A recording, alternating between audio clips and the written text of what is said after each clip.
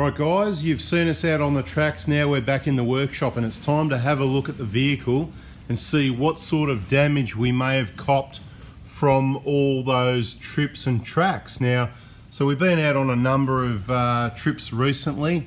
We just thought we'd have a quick, for the people that aren't interested in the mechanical information that aren't on our diesel channel, just quickly talk about how important it is to give the vehicle a check over if you're on big trips or in between your smaller trips. So this has done about a month's worth of short trips, if you like, a couple of days here, a couple of days there, we'll call it. So we've just put the vehicle up for an oil change, and of course with every vehicle, I'll just say every vehicle's the easiest. You can say maybe more so for diesels that might have the blow-by situation occurring. It's also worth checking bolts in bash plates are all there, yep. But what I was getting at was check that oil pickup. Now, and that is exactly like that. See what we're looking at? We're checking that oil pickup there. Now, I know a lot of you on this channel also been on our 4x4 Diesel channel and on our Facebook pages, so you know this for years, but in a lot of vehicles, you can see that oil pickup. You can't see the oil, and it's worth a look every time you change oil. So it's up for an oil change. It's up for lube those uni joints in the drive shafts and the slip joints and stuff like that. These ones here are clean and a lube because they're doing a lot of dirt, dust, water crossings and stuff like that. The maintenance has got to be done if it's an off-roader, guys. You can't just keep doing that and not do the basic maintenance, okay? Now, so we've checked out a few things on this vehicle. There was nothing to see here. I just want to say though, no, there's not nothing to see. There is something to see. There's one big thing to see. But other than that, there's nothing to see here. But the main things you want to check is check out your tyres, rotate them around, have a good look and make sure there's no sharp rocks or any slices in the sidewall that can happen, okay? Generally looking around for any leaks or deterioration. It's much like a service on your vehicle, which you may not be doing, but you can't take your vehicle in for a service every time after you have a trip, right? So give it a clean up, lots of water. You don't have to degrease it, pressure wash it, don't waste water, but lots of water rinsing all that mess out so it's relatively clean like this so you can see what's going on. You don't need to check your brakes. You don't need to check your tyre wear because it hasn't been, but because you've hammered it, you could have a shocker leaking. So check out the suspension, check out your bushes. They're generally going to wear slowly as well. Check for any leaks or deterioration. If you've got any damage, depending what brand, you can see here on the bottom of the diff quite a substantial rub mark, and you can see even there in the middle or right about there. I think there's a rock that gave it a bit of a scrape, but being a Toyota diff housing, very solid, never seen an issue with those. Also checking your bearings, because you're doing a lot of water crossings, rough roads and dust. Check your wheel bearings front and rear for play, and that's what we did on this one. And we did find a lot of play in this one, so we're just going to quickly show you in a bit more detail how to check that. Okay, so to check the wheel bearings in a bit more detail, remembering this is not the mechanical channel, so you want to be, if you want to know about this sort of stuff, you want to be on 4x4 Diesel. I'm just giving you a quick touring tip. If you're on a big trip and you're away for weeks or months in outback Australia, you may want to check this, because if you haven't done the prevention, that's where you can come unstuck. I'll give you an example. We put brakes in this a few weeks ago only, so that's only a couple thousand k's ago. There was no play in any bearings whatsoever. I have been noticing that ever so slightest noise that made me think, geez, that wheel bearings again? And I've been fighting with myself about replacing the wheel bearings again. They've been replaced previously. This set have done, I believe, about 110 to 130,000 k's only. Not a lot, but if you do a lot of dust, a lot of dirt, a lot of rough roads, a lot of river crossings, they're not going to last as long. And I think this is proof of that. So you come in, you want to grab the bottom of the tyre like this, and you can just go. And you may or may not hear that. It's a bit windy here at the moment. But let's get in a bit closer so you can hear it.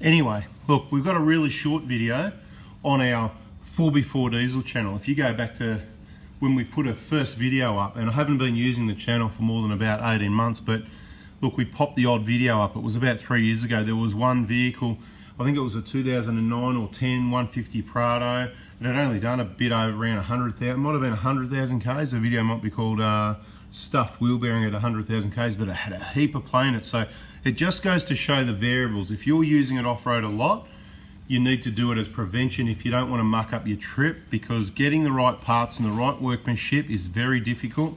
I'd be changing these as prevention. That's what, well, I didn't actually. I changed it once they got noisy. They didn't have play in them. This one, look, I'm not sure how much noise there is. Noise when driving. All you're going to hear like that generally is your CV tick, tick, tick, and your pads dragging on your rotors a little bit.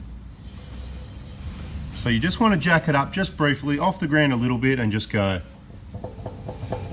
And you can quite clearly hear that play in the bearing. So both of those are going to get replaced. All right, that's the go. So that needs to be replaced, that whole assembly, okay? So as a matter of fact, we do supply that whole assembly assembled, and assembly assembled, funnily enough. So this is the deal, guys. There's a bearing, there's an O-ring, there's two seals, there's bolts, there's the hub itself with the studs on it. And because the vehicles are a bit older and a lot of people over tighten these wheel nuts onto the studs, it stretches the studs. They can be damaged. So it's a good opportunity, and they're like 10 bucks each or something, so there's 60 bucks there. So good opportunity to just save the labor of splitting the hub, which can be painful depending on your setup, how well equipped you are.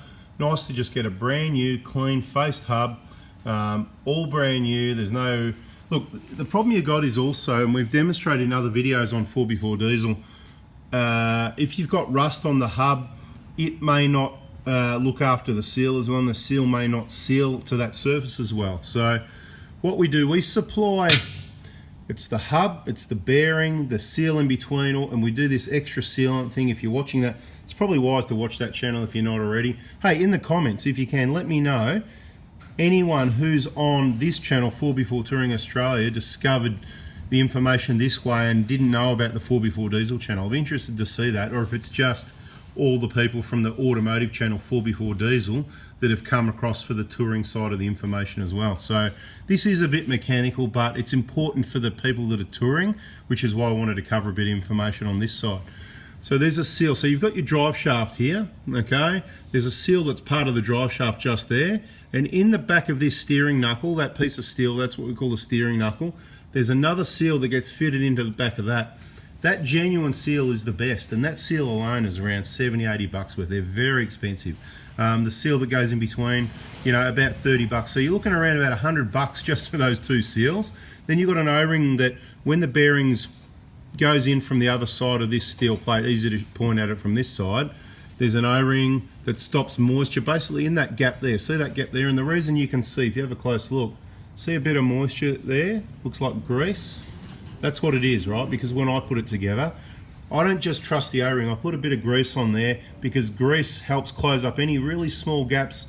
You know, in case say the steel's a bit rusty and it's not smooth anymore and the O-ring might not be sealing 100%, the grease is going to help fill those voids. So, look, so we take all the precautions, but the thing is you've got a wheel that's turning going through those rivers, and it's really hard to have moving parts and an absolute seal. So it'll be interesting to see what we find. We're going to replace it in pairs because you know what? Like I said, I've been fighting myself. I really wanted to replace them in pairs anyway again because these have been a long way, guys. These have been all over just about to, let me just think here.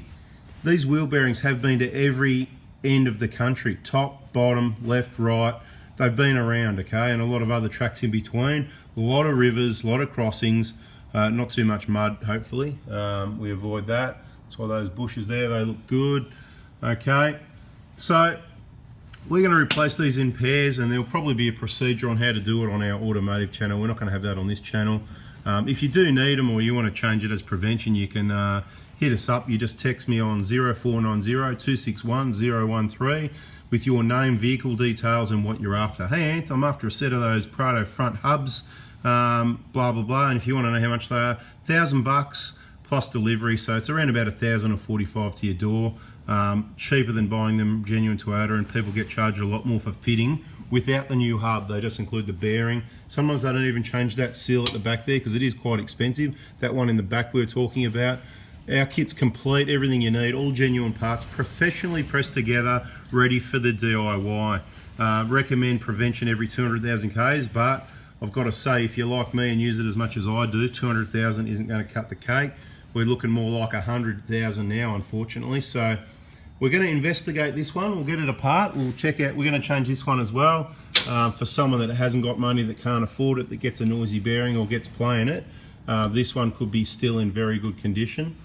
I'll be completely honest, I didn't change these together. I changed this one first, I think, actually. Was it this one? Yep, I did. And then we changed this one later, so this one's not even as old, but the left side of the road is rougher, it gets hammered a lot more. Here they're playing it. Let's hit the other side for your comparison.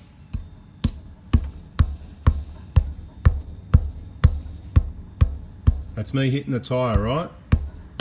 No play. Let's go back to that side. Right, you ready? That's all the looseness, right? So, and no, you can't just tighten up the nut, guys. It's a sealed bearing. There's no, and this is the issue. You think, oh, that's expensive. Well, it's not really.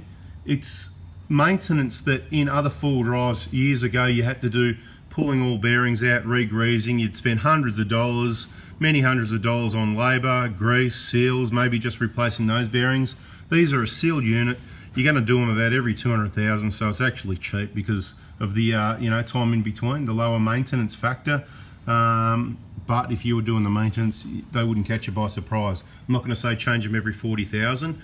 If you're on road, you don't need to change these as prevention, because if you're not far from home, if you're shopping, trolley, taking the kids to school, that sort of thing, don't worry about it. If you're traveling far from home, I recommend changing them at least every 200,000 as prevention. Anyway, we're out here. Thanks for watching. If you haven't already, please subscribe. Subscribe, guys. Subscribe. We've got heaps of awesome information coming your way and more on the tracks and the vehicles and the vehicle accessories.